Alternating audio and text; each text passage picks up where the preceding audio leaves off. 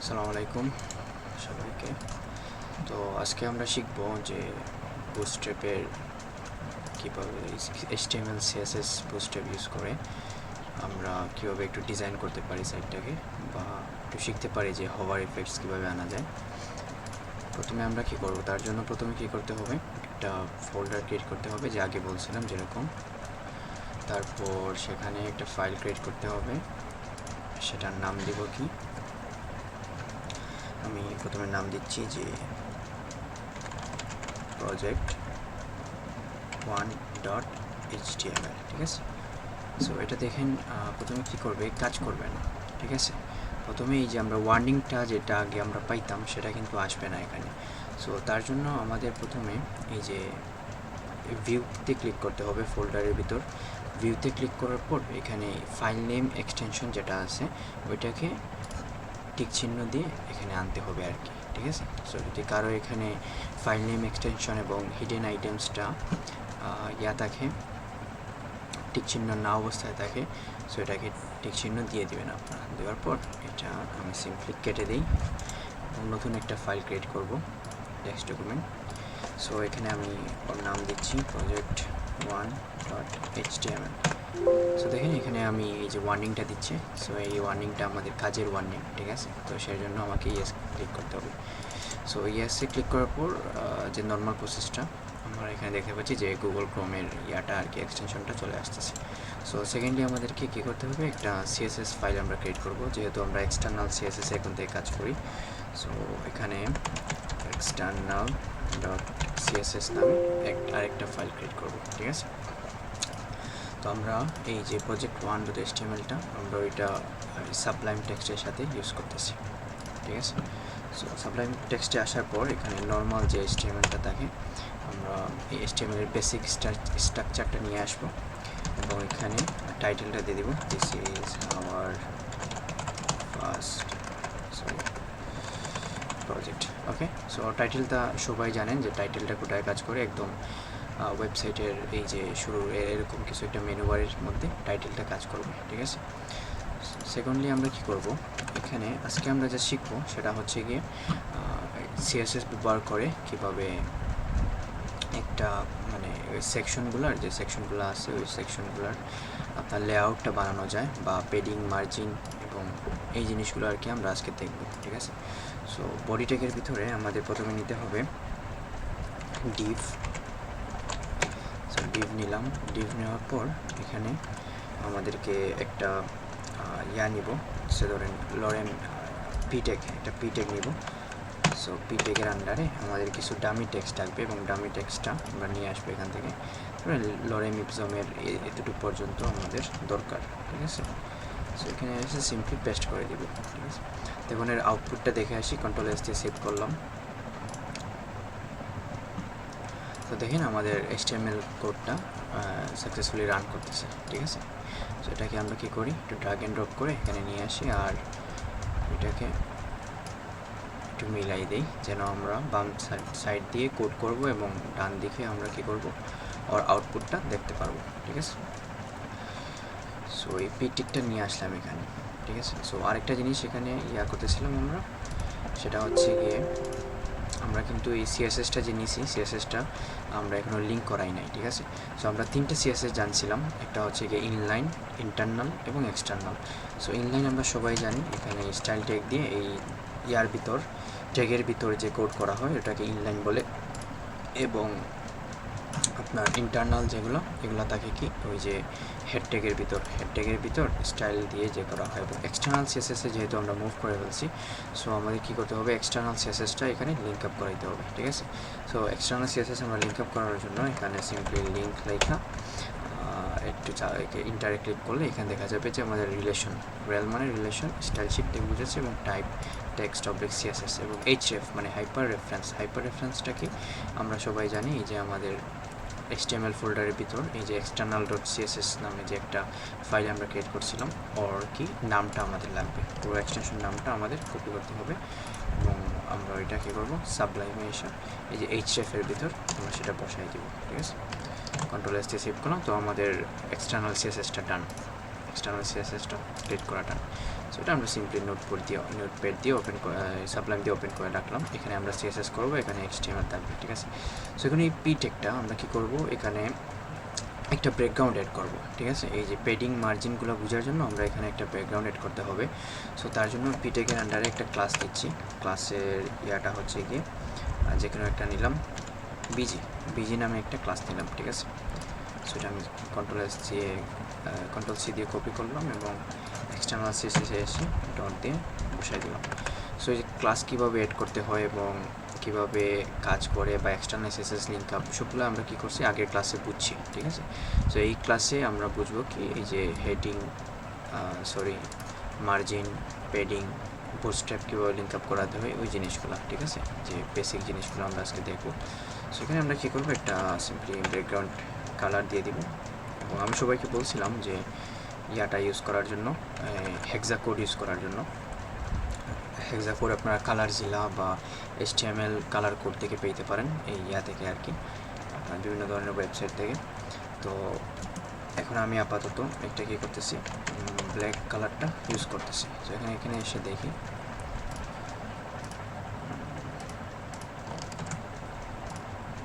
So দেখেন আমাদের কোডটা কাজ করতেছে না সামহাউ। তো সেটার কারণ হতে পারে, আচ্ছা, তো সেটার কারণ ছিল এই যে আমি আমাদের মেন HTML জায়গায় কন্ট্রোল এস দিয়ে সেভ করি নাই, ঠিক আছে, শুধু এক্সটার্নালে সেভ করছি। তো আমি আবার বলতেছি আসলে HTML যে কোডগুলো খুবই সেন্সিটিভ, আমাদের একটা কোলন মিসিং হইলে বা একটু সেভ করতে সমস্যা হইলে কিন্তু কোডগুলো আমাদের রান করবে না। সো দেখেন আমাদের ইয়াটা দেখা যাচ্ছে না, তো আমরা ফন্ট কালারটা ইয়া করে দিই, একটু হোয়াইট করে দিচ্ছি, কন্ট্রোল এস দিয়ে সেভ করি। ওকে, সো এখন দেখেন মেইন পার্টটা যেটা আমি বোঝাতে চাচ্ছি, এই যে পুরো সেকশনটা বা পুরো ডিভটা আছে না, আমি এই ডিভটাকে চাচ্ছি এই জায়গায় নিয়ে আসতে এবং লেফট থেকেও যেন কিছু জায়গা ছাড়ে এবং রাইট থেকেও যেন কিছু জায়গা ছাড়ে, ঠিক আছে, মানে উপর নিচে এবং ডানে পাশে সবগুলো যেন একটু জায়গাটা ছাড়ে, বা ওই এই যে একদম লেগে আছে না ওই যে ইয়ার পাশেটা, বডি বলেন, বডি আকারে যদি ধরি ওই বডিটাকে দেখেন একদম লেগে আছে, ঠিক আছে। তো সেটাকে কী করবো আমরা, এই যে একটু জায়গায় মুভ করাবো বা নিচে আনবো, সেটা দেখি কীভাবে আনি। প্রথমে আমি কী দিচ্ছি, মার্জিন। তার জন্য আমাকে কী করতে হবে, যদি আমি উপর থেকে নিয়ে আসতে চাই তার জন্য আমাকে ইউজ করতে হবে মার্জিন টপ, ঠিক আছে, তুলন দিব এবং ওকে বলবো যে পিক্সেল, কত পিক্সেল ও নিচে আসবে। সে ফর নাও আমি কী করতেছি 70 পিক্সেলটা নিচে আনতেছি, ঠিক আছে। কন্ট্রোল এস দিয়ে সেভ করলাম। সো দেখেন এটা সেভ করার সাথে সাথে কী হচ্ছে যে আমাদের মার্জিন টপ মানে এই উপর থেকে 70 পিক্সেলটা কিন্তু নিচে চলে আসছে, ঠিক আছে। সো এইভাবে মার্জিন টপটা আসলে কাজ করে।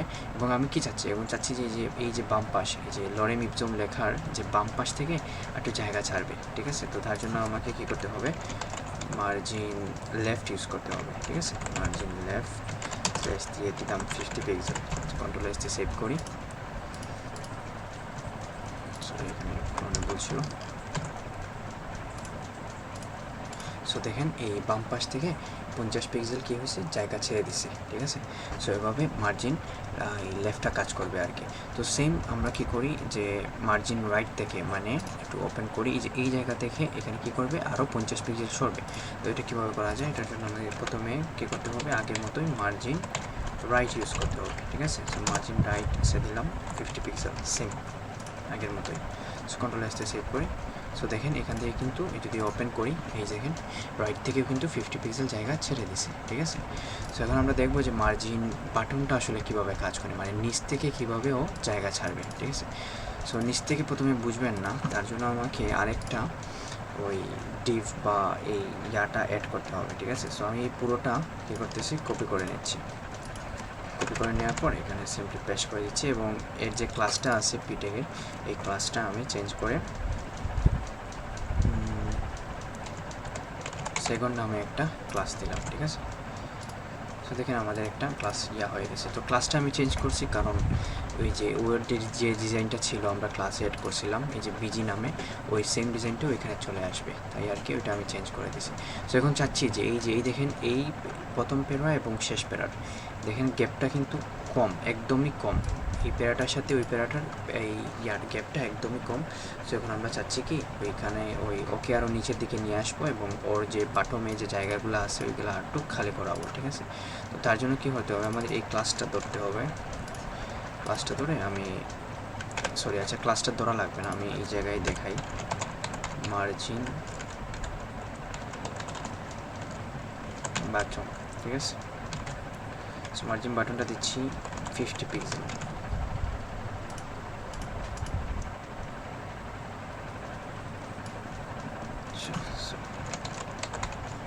মার্জিন আমার ইয়াটা স্পেলিংটা বলছিল মার্জিন বটন।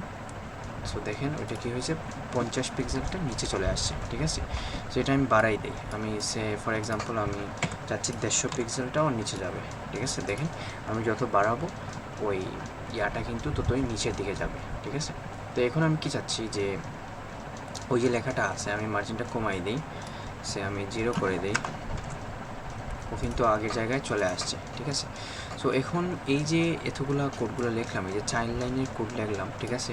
সো এগুলো আপনাদের বোঝার জন্য প্রথম অবস্থায়।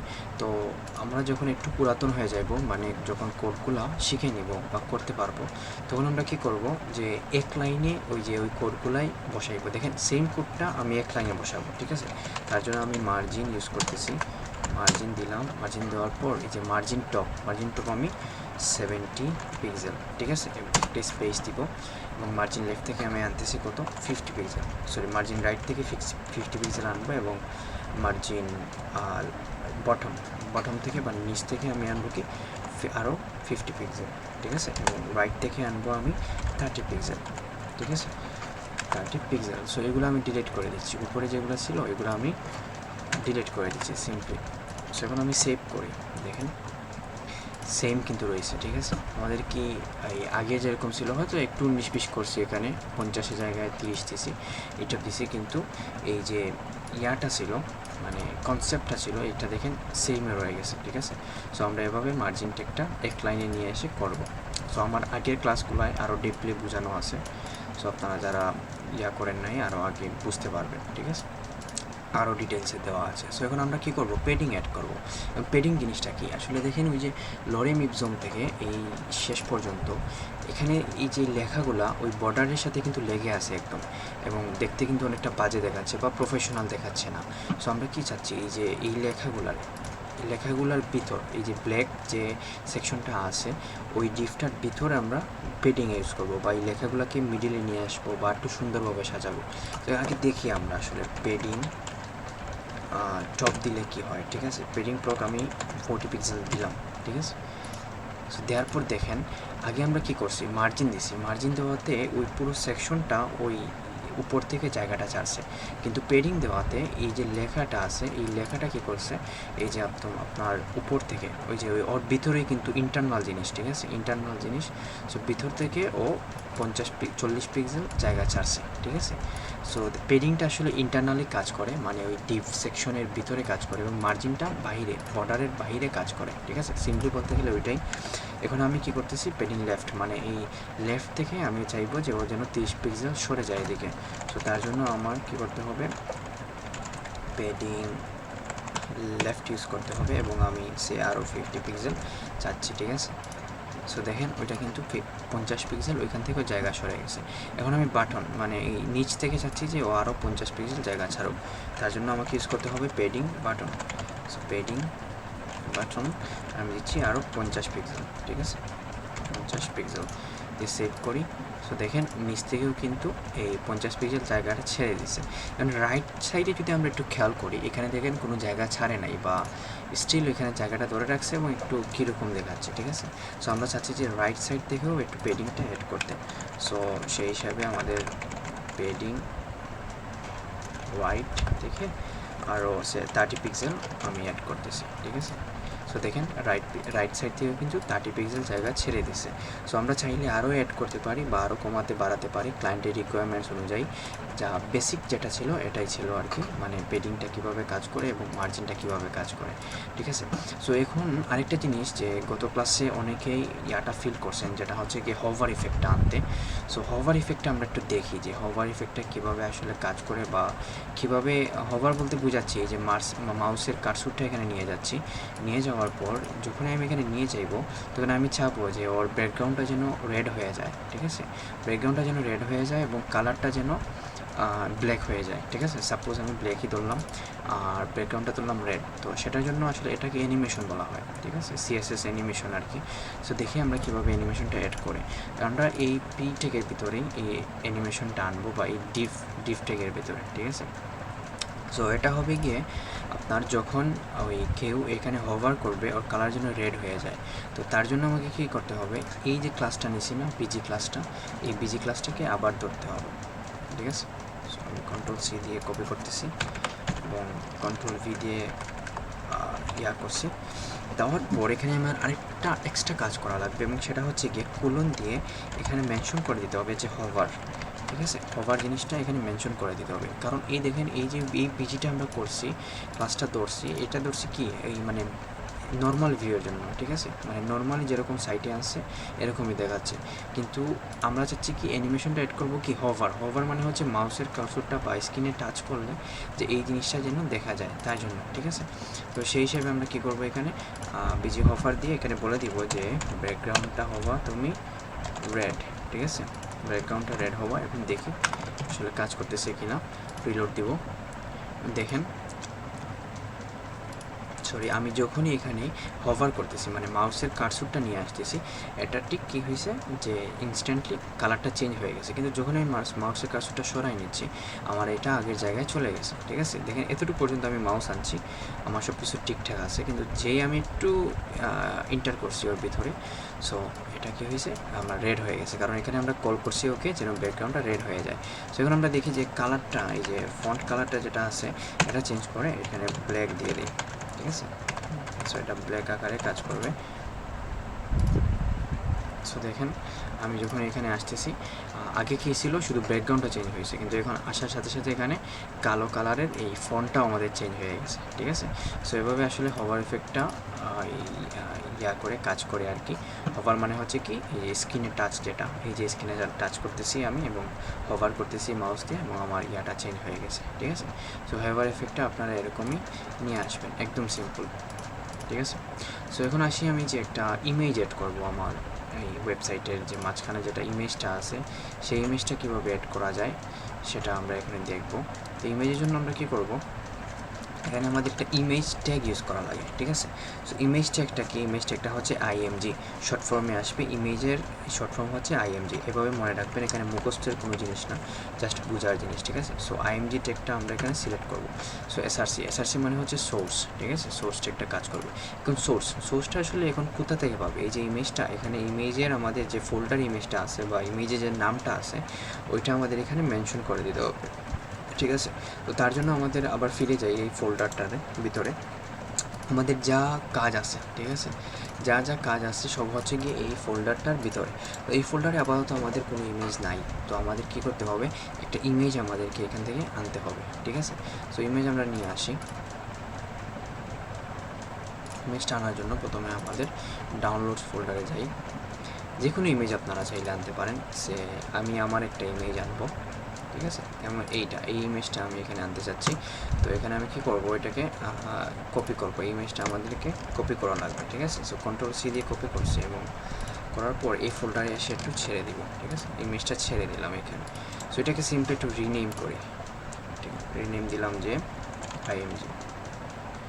আইএমজি না দিই, পিক নামে একটা ইমেজ সিলেক্ট করলাম। সো এটাকে কী করতে হবে, আমাদের সিএসএস ফাইলের মতোই আমাদের ওইটা কপি করা লাগবে, ঠিক আছে। এই ইমেজটা আমাদেরকে কী করা লাগবে, কপি করা লাগবে, ইমেজের যে নামটা আমরা কপি করলাম, ঠিক আছে। সো কপি করার পর এটা কেটে দিই, সাবলাইম ওপেন করবো আমরা এবং গুগল ক্রোম ওপেন করবো।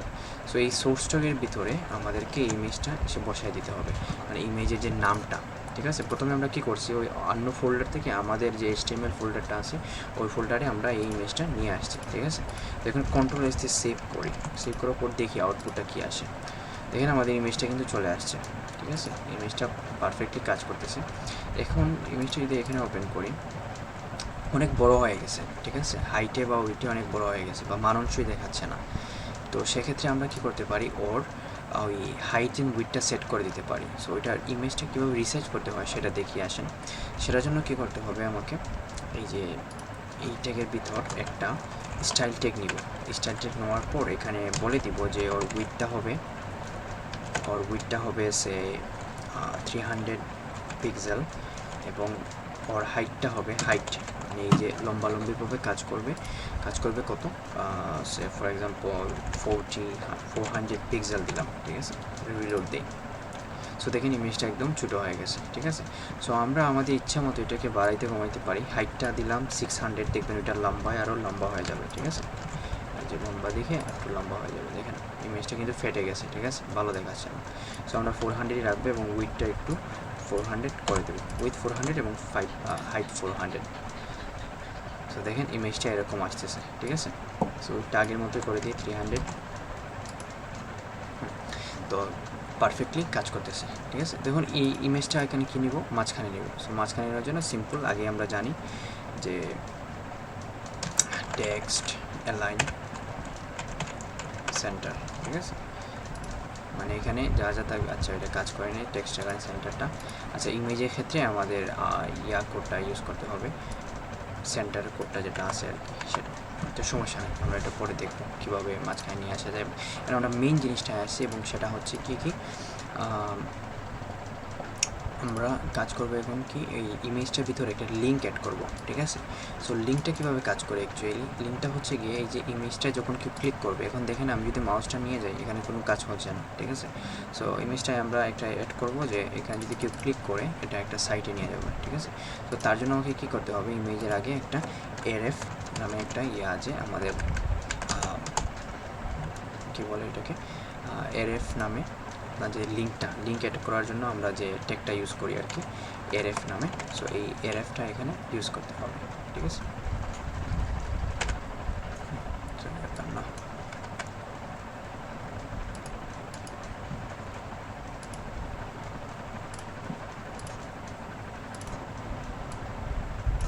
আচ্ছা, ওকে। সো আমরা এখন কী করবো, ইমেজটায় এই যে হাইপার লিঙ্ক যেটা আছে, যে এখানে কেউ ক্লিক করলে ওইটা চলে যাবে আর কি, মানে অন্য একটা ফোল্ডারে বা অন্য কোনো ওয়েবসাইটে এটা নিয়ে যাবে। ঠিক আছে, তো তার জন্য আমাদের কী করতে হবে, একটা ট্যাগ ইউজ করতে হবে এবং সেটা হচ্ছে কি ট্যাগ। ঠিক আছে, বা href যেটাকে বলা হয় আর কি, হাইপার লিঙ্কের টেক্সটটা আমাদেরকে ইউজ করতে হবে। তো href মানে হাইপার রেফারেন্সের জায়গায় আমাদেরকে যে কোনো একটা ওয়েবসাইটের লিঙ্ক বসাই দিতে হবে।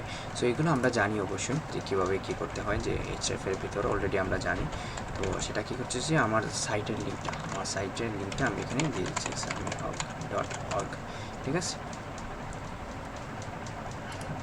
তো এই যে AREF-এর যে ইন্ড পয়েন্টটা আমরা এখানে এসে বসাই দিব। যখন রিলোড দিই, রিলোড দেওয়ার পর যখন এখানে কেউ ক্লিক করবে ইমেজে, এটা কী করবে যে অন্য একটা ওয়েবসাইটে নিয়ে যাবে, বা যে ওয়েবসাইটের নামটা আপনারা দিবেন সেটার নামটা নিয়ে যাবে। দেখেন এটা আমার ওয়েবসাইটে নিয়ে আসছে। ঠিক আছে, এই লিঙ্কটা। সো এভাবে আসলে ইমেজের যে লিঙ্কটা অ্যাড করা যায়, ঠিক এইভাবেই। ঠিক আছে, সো এই ছিল CSS-এর যে বেসিকটা। আমরা এখন বুঝতে পারলাম যে কীভাবে পেডিং, মার্জিন এবং ইমেজ আনা যায় এবং হভার ইফেক্টটা কীভাবে নিয়ে আসা যায়। যে হভার ইফেক্টটা এভাবে নিয়ে আসা যায় এবং লেখার যে আরেকটা জিনিস আমি দেখাবো এখন, যে ফন্ট ফ্যামিলি বা ফন্ট সাইজটা কীভাবে ঠিক করতে হয় এবং ফন্ট ফ্যামিলিটা কীভাবে কাজ করে। ঠিক আছে, সো আমি এই ট্যাগের ভিতরেই আমি কী করব, এই যে ফন্ট সাইজটা বড় করব, লেখাটা ছোটো হয়ে গেছে আমাদের অনেক। ঠিক আছে, তো তার জন্য আমাদের আবার ট্যাগে যেতে হবে, এই যে ক্লাসে, এখানে যে ক্লাস ধরছিলাম, ক্লাসটা আসতেছে ওই থেকে, এই যে আমাদের ক্লাস। ঠিক আছে, তো এই ক্লাসের মধ্যে আমরা এখানে সেট করব, font size say for now আমি 20 পিক্সেল দিচ্ছি, দেখি কী অবস্থা।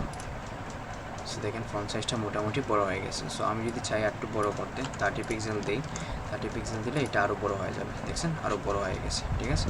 সেখানে আমি ফন্ট ফ্যামিলিটা চেঞ্জ করবো, মানে এই যে ফন্টে তো অনেকগুলো ফন্ট আছে, হাজার হাজার, আমরা অলরেডি জানি। সো যে কোনো একটা ফন্ট আমি নিয়ে আসি, সে আমি এরিয়ালটা নিয়ে আসবো, ঠিক আছে, এরিয়াল ফন্টটা নিয়ে আসবো। সো তার জন্য আমাদেরকে কী করতে হবে, এখানে ফন্ট ফ্যামিলি বলে দিতে হবে যে তুমি ফন্ট ফ্যামিলি এরিয়াল হয়ে যাবে, ঠিক আছে। সো এরিয়াল, তো দেখেন ফন্ট ফ্যামিলিটা চেঞ্জ হয়ে গেছে, ঠিক আছে। সো এরকম আরও আছে, ভার্তেনা আছে, বা গুগল থেকে আপনি একটু সার্চ করে নেবেন যে কীভাবে ফন্ট ফ্যামিলিটা সিলেক্ট করা যায়। সো এগুলো ক্লায়েন্ট বলে দিবে আসলে কোন ফন্ট ইউজ করতে হবে বা কোন ফন্ট না।